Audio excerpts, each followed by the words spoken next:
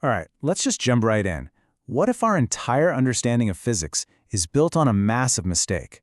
Today, we're going to dive into a worldview that says, yep, it is. This is a really radical framework based on the work of Thomas E. Bearden, and trust me, it redefines pretty much everything from the vacuum of space all the way to the nature of time itself. So this quote right here, it really gets to the heart of the whole argument. I mean, think about it. When we measure a force, what are we actually seeing? We're only seeing the effect, the end result. This worldview basically says that for centuries, physics has been obsessively studying the ripples in a pond, but has completely, totally ignored the invisible stone that made them in the first place. And according to this source, that invisible cause, well, that's where the real physics actually begins. Okay, so before you can build something new, you've got to clear the old foundation, right? That's exactly what this theory does. It starts by tearing the old model down. And the central claim is a big one, that our current physics isn't just missing a few pieces of the puzzle. No, it's fundamentally broken. Why? Because it completely ignores the most active, most energetic part of our entire reality. And this is where you can really see the two paths diverge. On one hand, you have conventional physics, which basically treats the vacuum of space like an empty stage, just a void where things happen. But in this worldview, oh no, it's a boiling, seething ocean of pure energy. And those potentials that physicists talk about, they're not just some abstract math concept anymore. They're the real, invisible currents in that ocean, and they're the things that are directing the flow of reality itself. This active vacuum is pretty much the engine of, well, everything. It's the whole show.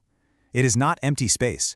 It's a dynamic, super energetic medium, and get this, every single particle in the universe is described as being in a constant, almost violent exchange with this energy. We're not talking philosophy here. This is the proposed source of literally all power in existence. All right, so if conventional physics is broken, what's the fix? What's the alternative? Well, that brings us right to the heart of the theory, a whole new kind of physics called scalar electromagnetics, and it proposes a completely, fundamentally different way that energy works in our universe.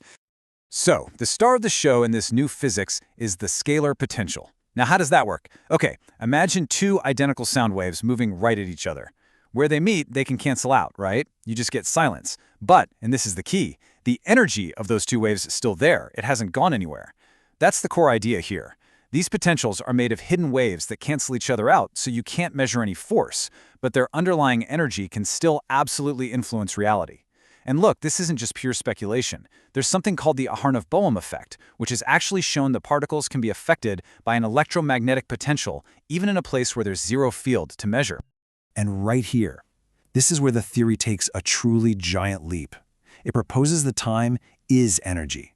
I don't mean it's like energy. It suggests time is a form of highly, highly compressed energy. The implication of that is just staggering. Because if time is just another form of energy, what does that mean? It means it can be manipulated, it can be bent, it can be shaped, it can be transmitted in waves, just like we do with light or sound. Okay, so that idea leads us to a really key mechanism called phase conjugation. Just picture this. You throw a stone in a pond, and the ripples spread out, right? Easy. Now, a phase conjugate wave does the exact opposite. It's like a time-reversed ripple that goes backwards, converging perfectly back to the exact spot where the stone hit the water.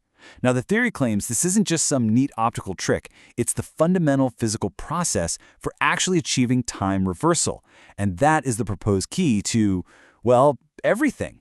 From healing, we're talking literally reversing a cell's timeline from sick back to healthy, all the way to brand new technologies.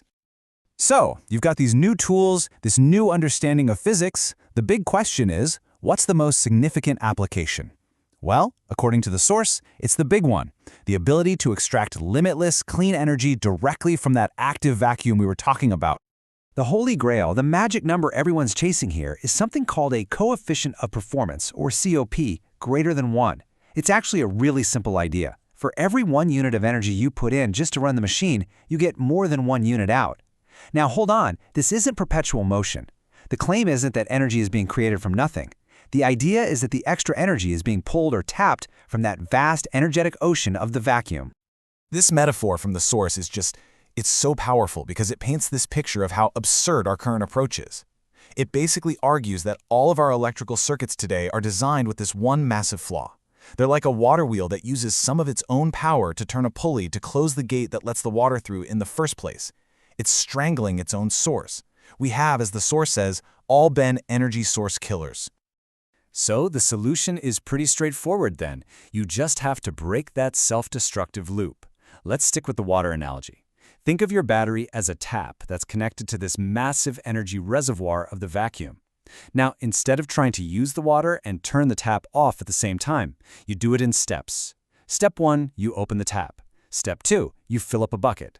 And this is the most important part. You do it without putting any strain on the tap itself. You're just collecting. Step 3, you close the tap and you take your full bucket over to your load. And finally, step 4, you use the water from the bucket to do your work. The tap, the original source, is never stressed. It's just sitting there ready to fill the next bucket. But look, this worldview doesn't just stop with free energy. I mean, that's huge, but it's just the beginning. If you can actually engineer time, and you can engineer the energy of the vacuum, what's the ultimate implication? It's that you can engineer physical reality itself. And the claimed applications for this kind of technology? I mean, they're nothing short of world-changing. The source material describes the potential for, well, everything. We're talking new forms of weaponry, radical healing technologies, achieving anti-gravity, and even directly engineering human consciousness.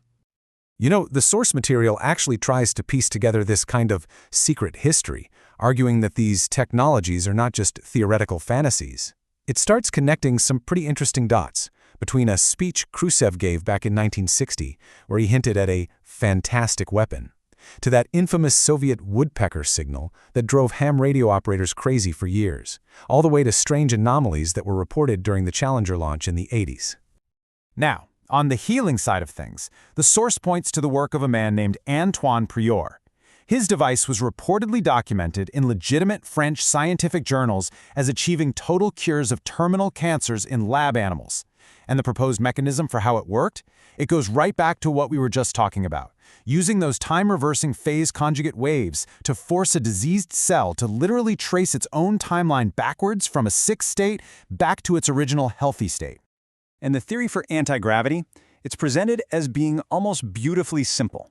Okay, so if normal mass, which is positive energy moving forward in time, creates an attractive gravitational field, what do you think happens if you could engineer a mass with negative energy, one that's effectively moving backward in time?